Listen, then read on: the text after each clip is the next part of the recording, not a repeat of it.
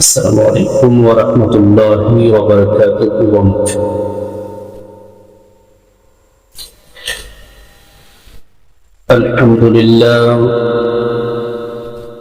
الحمد لله رب العالمين،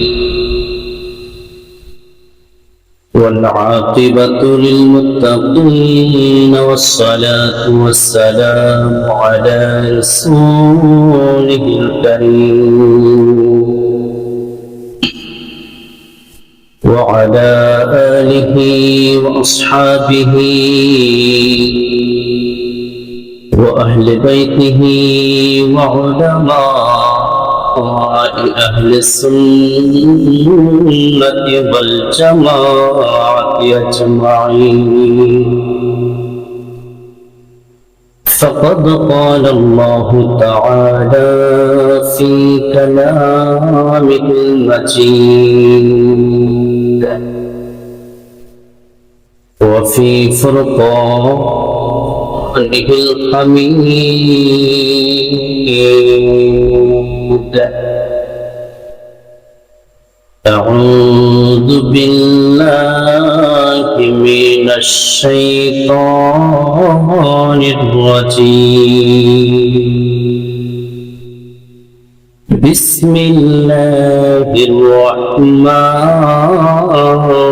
الرحيم. إن الله وملائكته يصلون على النبي يا أيها الذين آمنوا صلوا عليه وسلموا تسليما. اللهم صل على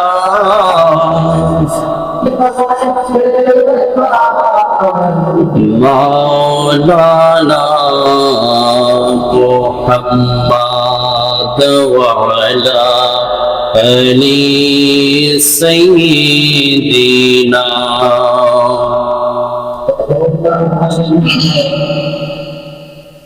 اللهم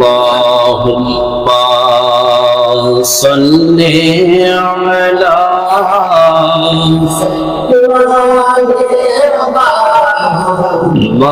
مولانا محمد وعلى آل سيدنا.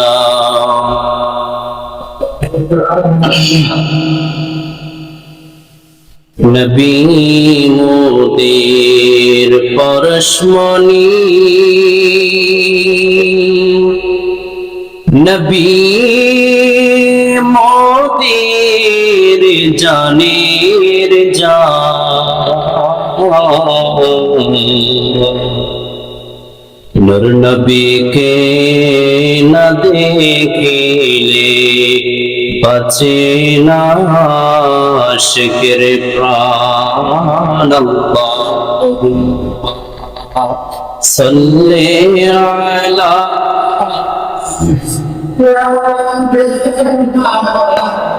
মাওলানা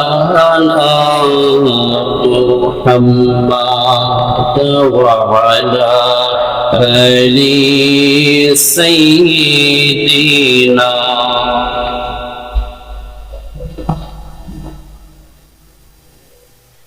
কোথায় রইলেন নূর নবীজি, আমাদেরকে ছাড়িয়া? আপনি বিনে কি লাভ হবে এই ধরাতে বাঁচিয়া?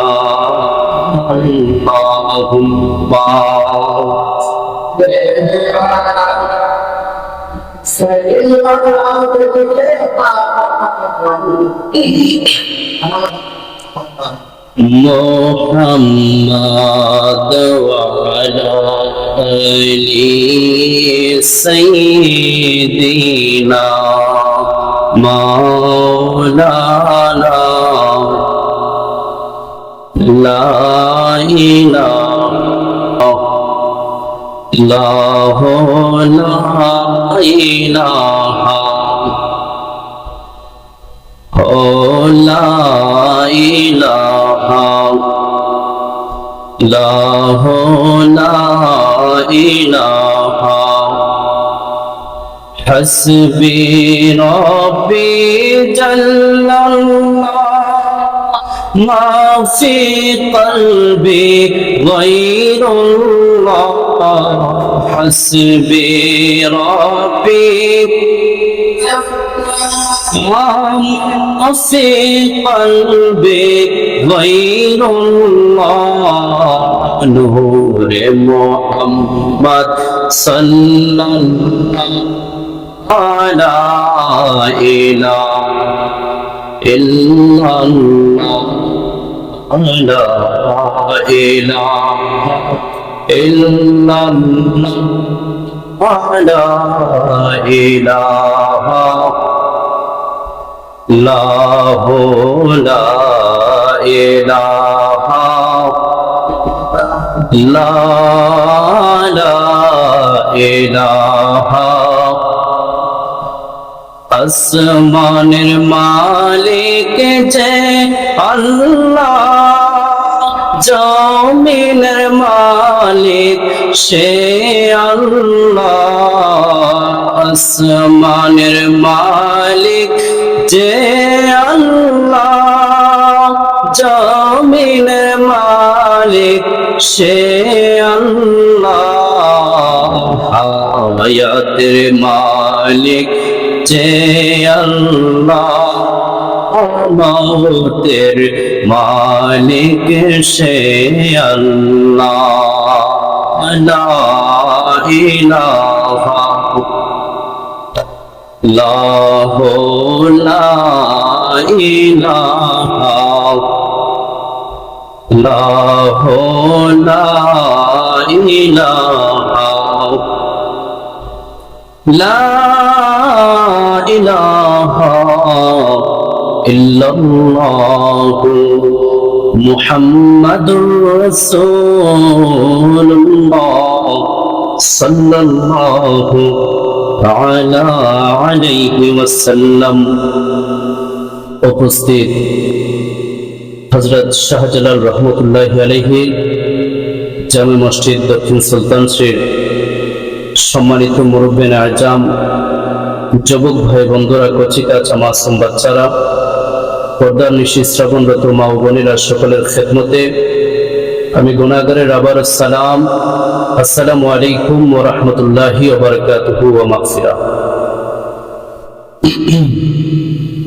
মহান আল্লাহ তাআলার পাক শাহীন সেই দরবারে লাখো কোটি শুকরিয়া আদায় করছি যে রব্বে কারীম আপনাকে আমাকে প্রত্যেক জুমার ন্যায় এই জুমার মধ্যেও আল্লাহর ঘর মসজিদের মধ্যে আসার এবং বসার মতো সুযোগ করে দিয়েছেন। এজন্য শুকরিয়া দেন, একবার বলি আলহামদুলিল্লাহ। আরো শুকরিয়া আদায় করছি যে রব্বে কারীম আপনাকে আমাকে অসংখ্য অগণিত নিয়ামত দান করেছেন। আপনারা যারা রাস্তাঘাটে অনেক সময় বাজারের মধ্যে বড় বড় মার্কেটের মধ্যে আপনারা দেখে থাকেন, অনেক মানুষ ভিক্ষা করছে, তাদের দুইটা হাত নাই, কারো বা দুইটা পা নাই। আবার এমন অনেক মানুষ আছে যাদের আল্লাহর সৌন্দর্য, পৃথিবীর সৌন্দর্য, এই পৃথিবীর এত নিয়ামত দেখার মতো দুইখানা চোখই নাই। আল্লাহ তাআলা আমাদেরকে চোখ দিয়েছেন, হাত দিয়েছেন, পা দিয়েছেন, কথা বলার জন্য জবান দিয়েছেন। আল্লাহ এই সবকিছুর শুকরিয়া দান স্বরূপ আবার বলি আলহামদুলিল্লাহ।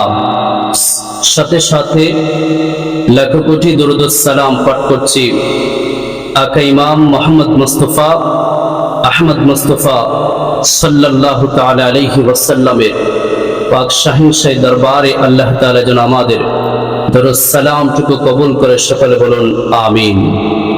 সম্মানিত উপস্থিতি, আমি আপনাদের এখানে নতুন মানুষ, আগে কখনো আপনাদের এই মসজিদের মধ্যে আসা হয় নাই। আপনাদের বর্তমান ইমাম সাহেব হুজুর ইমাম ও খতিব ওস্তাদুল উলামা হযরত মাওলানা সাইদুর রহমান আল কাদরি সাহেব, উনি জরুরি কাজে অন্য জায়গায় সম্ভবত ওনার কোনো সন্তান অসুস্থতার কারণে হসপিটাল যাওয়া লাগছে, যার জন্য আমাকে ইনফর্ম করে গিয়েছিল। আমি আপনাদের খেদমতে উপস্থিত হতে পেরেছি, এর জন্য শুকরিয়া আদায় করি। তবে আপনাদের এখানে উপস্থিত হয়ে আপনারাও আমাকে সহযোগিতা করবেন। আর আজকে যে বিষয়ের উপর কথা বলবো, বিষয়টা হচ্ছে জ্ঞানের ফজিলত বা মর্যাদা। জ্ঞানের ফজিলত বা মর্যাদা, এই বিষয়ের উপর আমি গুনাহগারের জবান থেকে যেন আল্লাহ তাআলা কালিমায়ে হক জারি করে সকলে বলুন আমিন। আর একটু মহব্বতে করি আমিন। সম্মানিত উপস্থিতি, আল্লাহ তাআলা এই পৃথিবীর মধ্যে 18,000 মাখলুকাত বানিয়েছেন। আপনারা কথাগুলো শুনেছেন। এই পৃথিবীর মধ্যে আল্লাহ তাআলা 18,000 মাখলুকাত বানিয়েছেন। অনেক বড় বড় বন্য প্রাণী আছে যারা আমাদের থেকেও শক্তিশালী, কথা বলেন ঠিক কিনা? অনেক হিংস্র প্রাণী আছে যারা আমাদের থেকেও সাহসী।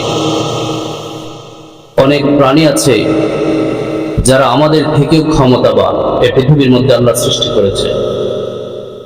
আপনারা বনের রাজা সিংহকে জানেন, কত শক্তিশালী প্রাণী, কত সাহসী প্রাণী। আপনারা বন্য পশু দেখেছেন। সবকিছু থেকে এই সবকিছু 18,000 মাখলুকাতের মধ্যে আল্লাহ হাতিকে সৃষ্টির সেরা জীব বলে নাই, আল্লাহ গরুকে সৃষ্টির সেরা জীব বলে নাই, আল্লাহ সিংহকে সৃষ্টির সেরা জীব বলে নাই, আল্লাহ বাঘকে সৃষ্টির সেরা জীব বলে নাই। আল্লাহ বলেছেন মানুষকে আল্লাহর সৃষ্টির সেরা জীব বলেছেন। আল্লাহ বলেন আশরাফুল মাখলুকাত হচ্ছে, সৃষ্টির সেরা জীব হচ্ছে ইনসান। যারা বলেন সুবহানাল্লাহ। আল্লাহ তাআলা মানুষকে শ্রেষ্ঠ বানিয়েছে।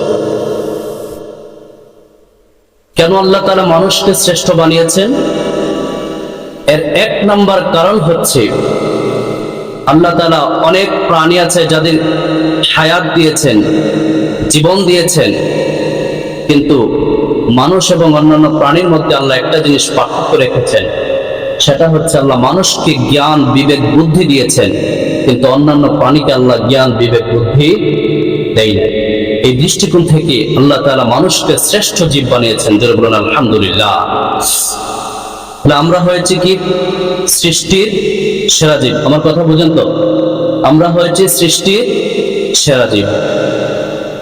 শুধু তাই না, আল্লাহ তাআলা এই সেরা জীব বানানোর প্রধান কারণ হচ্ছে আল্লাহ আমাদেরকে জ্ঞান দিয়েছেন। কথা বলতে হবে, কি দিয়েছেন? আমাদের আদি পিতা হযরতে আদম আলাইহি ওয়াসাল্লামকে যখন আল্লাহ বানিয়েছিলেন, বানানোর পরে আল্লাহ তাআলা হযরতে আদম আলাইহি ওয়াসাল্লামকে পৃথিবীর মধ্যে যা কিছু আল্লাহ পয়দা করবেন সব কিছুর নাম আল্লাহ আদমকে শিক্ষা দিয়েছিলেন। যারা বলেন সুবহানাল্লাহ। আল্লাহ এইভাবে শিক্ষা দিয়েছেন, আদম একটা গাছ দেখিয়ে বলছে এটার নাম হচ্ছে গাছ, একটা গাভী দেখিয়ে বলছে আল্লাহ এটার নাম বাকারাতুন, ছাগল দেখিয়ে বলছে এটার নাম গনামুন। এইভাবে আল্লাহ পৃথিবীর মধ্যে যত জিনিস আল্লাহ পয়দা করেছেন সবকিছুর নাম আল্লাহ হযরত আদম আলাইহিস সালামকে শিক্ষা দিয়েছেন। দেওয়ার পরে ফেরেশতাদেরকে ডাক দিলেন, সমস্ত ফেরেশতাদেরকে ডাক দিয়ে বলেন উসজুদু লিআদামা, হে ফেরেশতারা তোমরা আদমকে সিজদা করো। কি করো? আদমকে সিজদা করো। এখন প্রশ্ন হচ্ছে যে আমাদের মর্যাদা বেশি নাকি ফেরেশতার মর্যাদা বেশি? জি, জ্ঞানের দিক থেকে আমরার মর্যাদা যদিও বেশি, কিন্তু আল্লাহর কাছে ফেরেশতাদের মর্যাদা বেশি। এক দিক দিয়ে আল্লাহ আমাদের মর্যাদা বেশি দিয়েছে। আমি কথা বলছিলাম, আল্লাহ বলেন উসজুদু লিআদামা, হে ফেরেশতারা তোমরা আদম আলাইহিস সালামকে কি করো? সিজদা করো। ফাসাজাদু ইল্লা ইবলিস, সমস্ত ফেরেশতারা আদম আলাইহিস সালামকে সিজদা করেছেন ইল্লা ইবলিস, ইবলিস সে যুক্তি দিয়েছিল, আল্লাহ আমরা আগুনের তৈরি আর তোমার আদম সন্তান হচ্ছে মাটির তৈরি। আগুনের ধর্ম হচ্ছে উপরের দিকে ওঠা আর মাটির ধর্ম হচ্ছে নিচের দিকে যাওয়া। আমরা ধর্মই যেহেতু উপরের দিকে ওঠে, আমরা কেন নিচের দিকে যাব? এই যুক্তি দিয়ে ইল্লা ইবলিস, সে ফেরেশতা থেকে সে হয়ে গিয়েছে কি? ইবলিস, শয়তানে পরিণত হয়ে গিয়েছে। সেখান থেকে বোঝা গেল আল্লাহ এক দৃষ্টিকোণ থেকে মানুষকে শ্রেষ্ঠত্ব দান করেছেন, সেটার নাম হচ্ছে জ্ঞান। সেটার নাম কি? জ্ঞান। এই যে পৃথিবীর মধ্যে আল্লাহ সবকিছুর জ্ঞান আল্লাহ আদম আলাইহিস সালামকে শিক্ষা দিয়েছেন। এজন্য এই পৃথিবীর মধ্যে আসার পরে মানুষের সবচাইতে প্রধান কর্তব্য হচ্ছে নিজেকে জ্ঞানী হিসেবে গড়ে তোলা। কথা বলতে হবে, কি হিসেবে গড়ে তোলা? জ্ঞানী হিসেবে। আমরা এই পৃথিবীর মধ্যে বসবাস করছি, আমাদের সন্তান সন্ততি হচ্ছে। সবচাইতে দুঃখের সাথে বলতে হচ্ছে বর্তমান সমাজ ব্যবস্থা এমন হয়ে গিয়েছে যে একটা ঘরের মধ্যে যদি একটা সন্তান জন্ম নেই, আমাদের মা বাবারা এমন হয়ে গিয়েছে, সন্তানটা জন্ম নেওয়ার পরে অনেকে নিয়ত করে আমার ছেলেকে ডাক্তার বানাবো, অনেকে নিয়ত করে আমার মেয়েকে ইঞ্জিনিয়ার বানাবো, অনেকে নিয়ত করে আমার ছেলেকে উকিল বানাবো, অনেকে নিয়ত করে আমার মেয়েকে জজ বানাবো। খুব কম সংখ্যক ব্যক্তি আছে যারা নিয়ত করে আমার ছেলেকে আলিম বানাবো। কথা বলেন ঠিক কিনা? এরকম খুব কম সংখ্যক লোক আছে যারা নিয়ত করে যে আমার সন্তানকে আলিম বানাবো। আমি মনে করি যে তারা হচ্ছে পৃথিবীর মধ্যে সবচেয়ে ভাগ্যবান ব্যক্তি। যে বলেন সুবহানাল্লাহ। তারা পৃথিবীর মধ্যে সবচাইতে ভাগ্যবান ব্যক্তি। আমি দেখেছিলাম এক জানাজার নামাজে উপস্থিত হয়েছিলাম। একটা লোক মারা যাওয়ার পরে তার সন্তান ছিল 5 জন। কয়জন সন্তান? 5 জন সন্তান। একজনকে বানিয়েছে জজ, আরেকজনকে উকিল, আরেকজন ম্যাজিস্ট্রেট, আরেকজন আমেরিকা থাকে, আরেকজন কাতারে থাকে। এরকম 5টা সন্তান আল্লাহ তাকে দিয়েছেন। 5টা সন্তানকে 5 লাইনে সে দিয়েছেন, কিন্তু একটা সন্তানও আলিম হয় নাই, আলিম বানায় নাই। ওই ব্যক্তি যখন ইন্তেকাল করেছেন, ইন্তেকালের পরে তার জানাজার লাশ যখন মাঠের মধ্যে উপস্থিত হয়ে গিয়েছে, উপস্থিত হওয়ার পরে 5টা সন্তান এক লাইনের মধ্যে দাঁড়িয়েছে। কেউ বাবার জানাজার নামাজ পড়ানোর জন্য সামনে যায় নাই।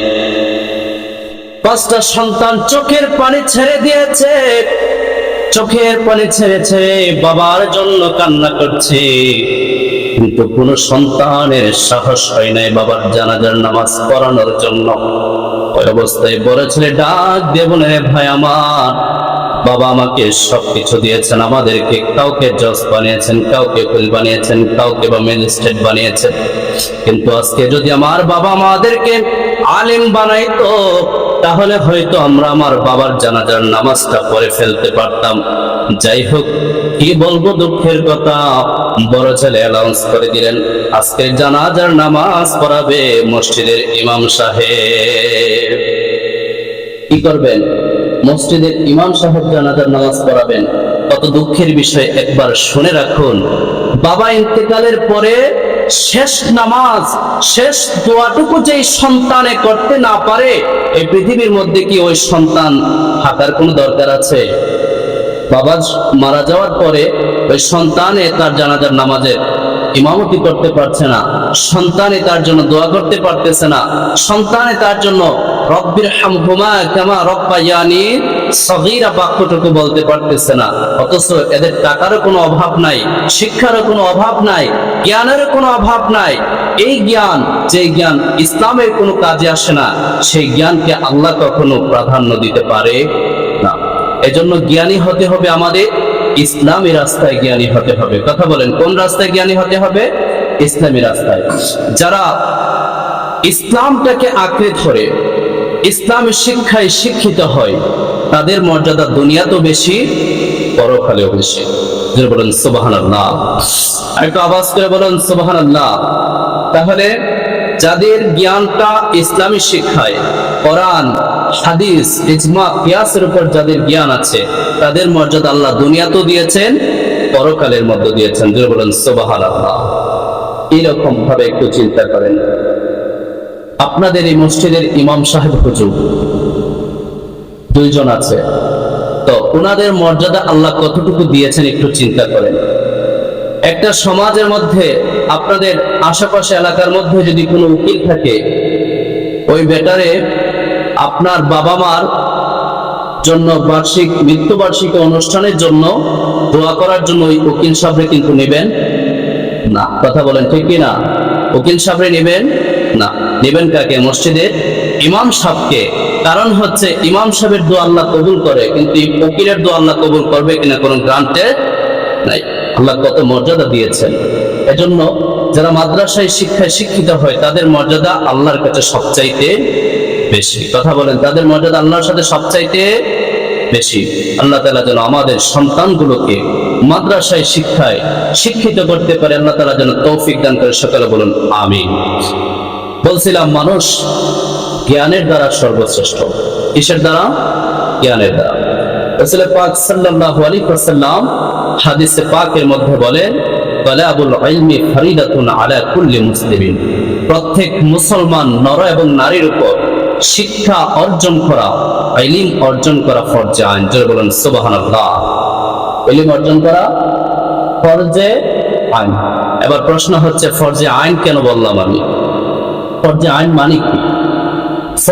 ফরজ আপনারা বুঝেন, ফরজ তরক করলে কি গুনাহ হয় বলেন তো? কথা বলতে হবে। ফরজ তরক করলে কি গুনাহ হয়? কবিরা গুনাহ হয়।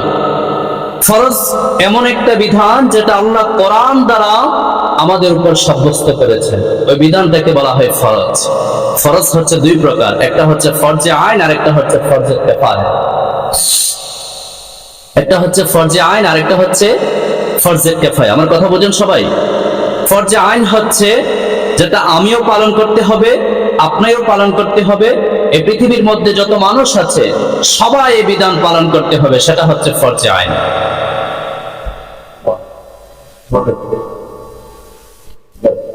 আরেকটা হচ্ছে ফরজে কিফায়া।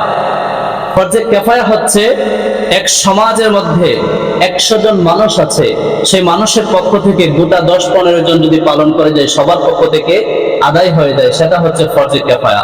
কিন্তু ফরজে আইন যেটা 100 জন মানুষ থাকলে 100 জনই আদায় করতে হয়, সেটা হচ্ছে ফরজে আইন। আল্লাহর নবী হাদিসে পাকের মধ্যে বলেন, তালাবুল ইলমি ফরিদাতুন আলা কুল্লি মুসলিমিন। প্রত্যেক নর এবং মুসলিম, নর এবং নারীর উপর ইলম অর্জন করা ফরজে আইন। কথা বলতে হবে, ফরজে আইন। তার মানে তাকে ইলম অর্জন করতেই হবে, ইলম অর্জন করতেই হবে। আমরা সমাজে কিছু মানুষ আছে যে বল, হুজুর আমি তো আম মানুষ কিছু জানি না, আল্লাহ হয়তো আমাকে কি করে দিবে, মাফ করে দিবে। আমরা যদি একটা গুনাহ করে ফেলি আল্লাহ হয়তো মাফ করে দিবে। এখানে একটা কথা মনে রাখতে হবে, জেনে গুনাহ করলে একটা গুনাহ হয়, কেউ যদি জেনে গুনাহ করে একটা গুনাহ হয়, আর না জেনে গুনাহ করলে ডবল গুনাহ হয়। যারা বলেন নাউজুবিল্লাহ। তাহলে জেনে গুনাহ করলে একটা গুনাহ, না জেনে গুনাহ করলে ডবল গুনাহ হয়ে যায়। এখন কেন প্রশ্নটা হয়, কেন না জেনে গুনাহ করলে কেন ডবল হয়ে যাবে? কারণ আল্লাহ এই পৃথিবীর মধ্যে মানুষকে পাঠাইছে জানার জন্য, মানুষকে পাঠাইছে শিক্ষা করার জন্য। শিক্ষা করার পরিবর্তে যারা এই পৃথিবীর মধ্যে সময়টাকে নষ্ট করে দিয়েছে, এই পৃথিবীর মধ্যে হায়াতটাকে নষ্ট করে দিয়েছে, সেই হিসেবে তার আরেক গুনাহ হয়ে যায়। কথা বুঝে আসছে? এজন্য আমরা মানুষ সব সময় জানতে হবে, জানার কোনো শেষ নাই আর জানার কোনো বয়সও নাই। আল্লাহ তাআলা যেন আমাদেরকে ইলম শিক্ষা করার মতো তৌফিক দান করে। সকলে বলুন আমিন। আর একটু মহব্বতে পড়ি আমিন। সম্মানিত উপস্থিতি, আমরা আদম সন্তান।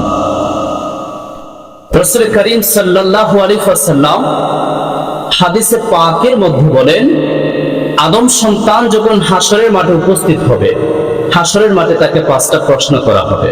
কথা বলেন, কয়টা প্রশ্ন? 5টা প্রশ্ন। রাসূল আকরাম সাল্লাল্লাহু আলাইহি ওয়াসাল্লাম বলেন, আদম সন্তান যতক্ষণ না পর্যন্ত হাসরের মাঠে 5টা প্রশ্নের জবাব না দিতে পারবে, আল্লাহর নবী বলেন হাসরের মাঠ থেকে তার একটা কদমও সরানোর কোনো ক্ষমতা থাকবে না। কথা বলতে হবে, কয়টা প্রশ্নের উত্তর দিতে হবে? 1 নাম্বার প্রশ্ন হচ্ছে, আল্লাহ তাআলা আমাদেরকে পৃথিবীর মধ্যে একটা হায়াতের বাজেট দিয়েছেন, কাউকে আল্লাহ 30 বছর দিয়েছেন, কাউকে আল্লাহ 40 বছর দিয়েছেন, কাউকে 50 বছর দিয়েছেন, কাউকে আল্লাহ 60 বছর দিয়েছেন, কাউকে 70 বছর। এইভাবে করতে করতে আল্লাহ তাআলা প্রত্যেক মানুষকে, ছোট হোক বড় হোক মিডিয়াম হোক, আল্লাহ একটা হায়াতের বাজেট দিয়েছেন।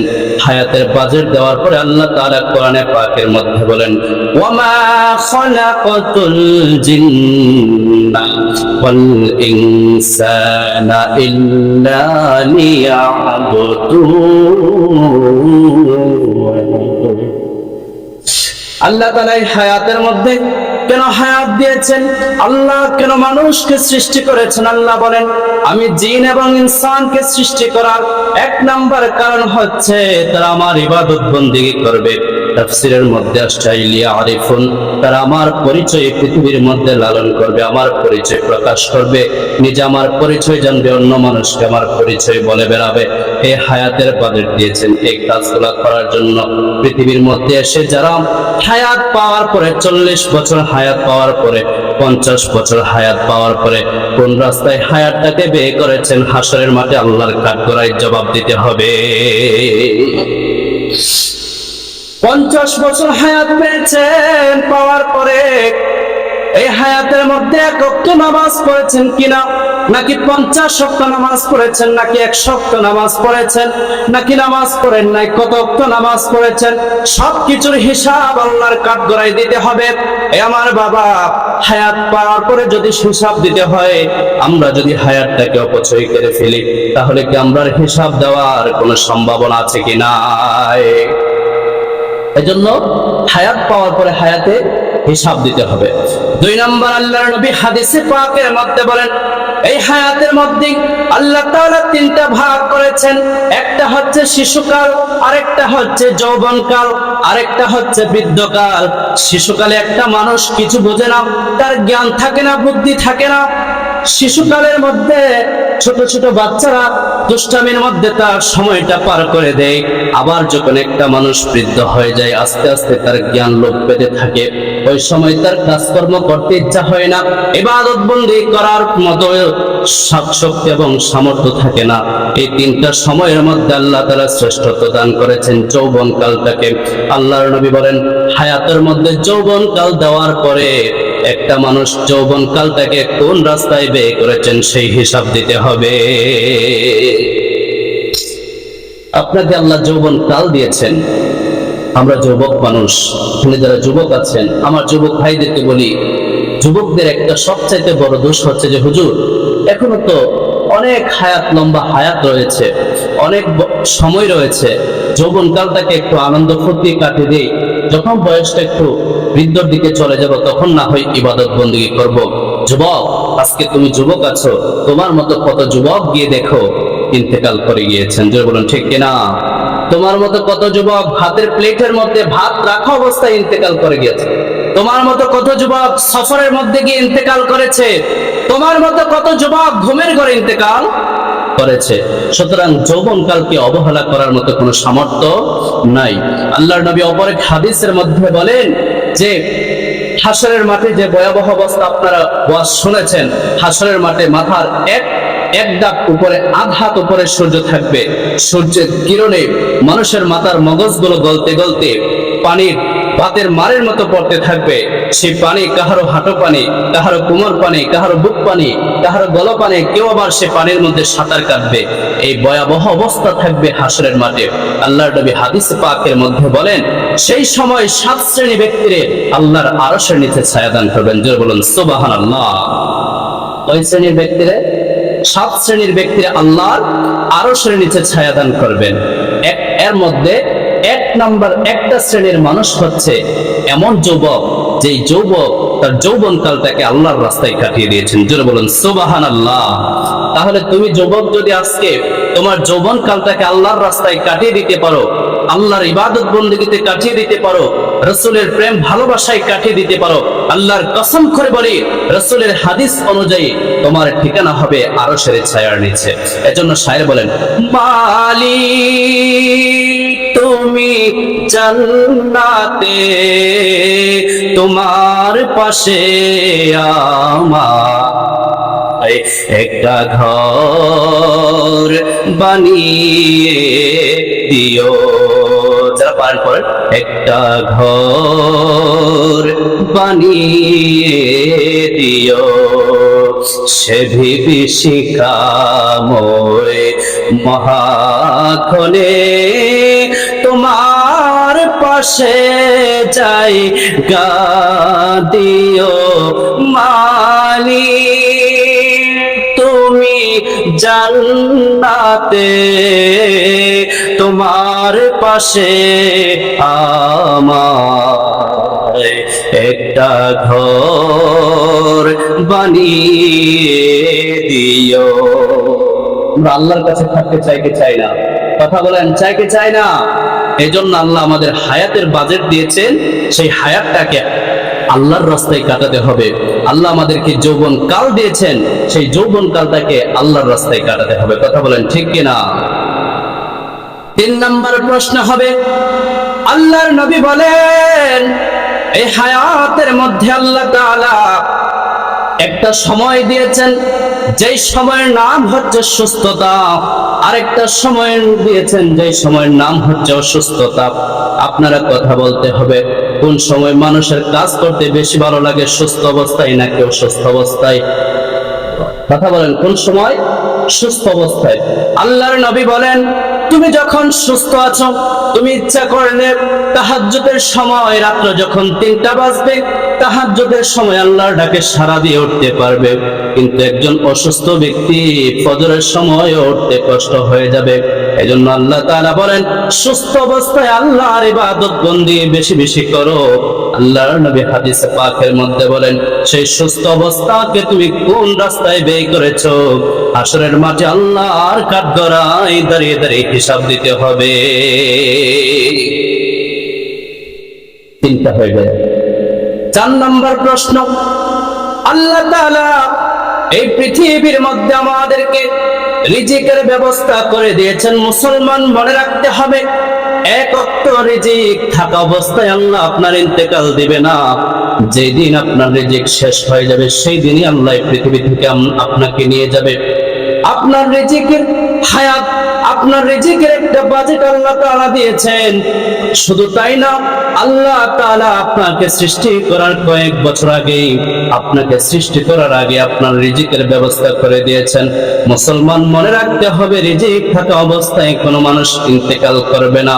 অতঃপর এই পৃথিবীর মধ্যে আল্লাহ, এই পৃথিবীর মধ্যে আসার পরে আমরা মানুষ কেউ সুদ খেয়ে রিজিক উপার্জন করি, কেউ বা ঘুষ খেয়ে রিজিক উপার্জন করি, কেউ বা চুরি করে টাকা উপার্জন করি, কেউ বা বাটপারি করে টাকা উপার্জন করি। আবার এমন কিছু মানুষ আছে সকাল থেকে সন্ধ্যা পর্যন্ত মাথার গাম পায়ে ফেলে টাকা উপার্জন করে। যারা বলেন ঠিক কিনা? আল্লাহর নবী বলেন তুমি টাকা যে উপার্জন করছো, কত টাকা উপার্জন করছো, কোন রাস্তায় সেই টাকা উপার্জন করছো, এটা কি হালাল টাকা নাকি হারাম টাকা? হাসরের মাঠে আল্লাহর কাঠগড়ায় সেই হিসাব দিতে হবে। আপনি 1000 টাকা ইনকাম করেছেন, এটা কি হালাল টাকা নাকি হারাম টাকা? সেই হিসাব হাসরের মাঠে আপনাকে দিতে হবে। এবার চিন্তা করে দেখেন, আমরা সমাজের মধ্যে যারা ঘুষ খায়, আমরা সমাজের মধ্যে যারা সুদ খায়, তারা কি তাদের হিসাব দিতে পারবে? ভাই আওয়াজ করে বলেন, তারা কি তাদের হিসাব দিতে পারবে? তারা তাদের হিসাব পারবে না। আপনাদের যেহেতু মনে সামনে চলে আসছে, একটা কথা বলে রাখি, সুদখোরের অবস্থা হাসরের মাঠে এমন অবস্থা থাকবে, তারা হাসরের মাঠে সুস্থ হয়ে ভালো মানুষের মতো দাঁড়াতেও পারবে। যারা বলেন নাউজুবিল্লাহ, আর একটা আওয়াজ করে বলেন নাউজুবিল্লাহ। যারা সুদ খায় তারা হাসরের মাঠে সুস্থ অবস্থায়, আমরা যেভাবে সুস্থ অবস্থায় হাঁটাহাঁটি করি, দাঁড়াই, তারা সুস্থ অবস্থায় হাসরের মাঠে দাঁড়াতেও পারবে না। আল্লাহ তাআলা বলেন তারা কেমন ভাবে দাঁড়াবে? তারা হাসরের মাঠে এমন অবস্থায় দাঁড়াবে যেমন একটা জিনে ধরা রোগী যেভাবে টলবল করে, সুদখোররা হাসরের মাঠে ওইভাবে জিনে ধরা রোগীর মতো দাঁড়াবে। যারা বলেন নাউজুবিল্লাহ, আর একটা আওয়াজ করে বলি নাউজুবিল্লাহ। এই জন্য আল্লাহর নবী বলেন যে তুমি রিজিক কোন রাস্তায় উপার্জন করতেছো, এটা কি হালাল রিজিক নাকি হারাম রিজিক, সেই হিসাব আল্লাহর কাঠগড়ায় দাঁড়িয়ে দিতে হবে। এবার আসুন শেষ নাম্বার প্রশ্ন, 5 নম্বর প্রশ্ন, 15 পর্যন্ত না।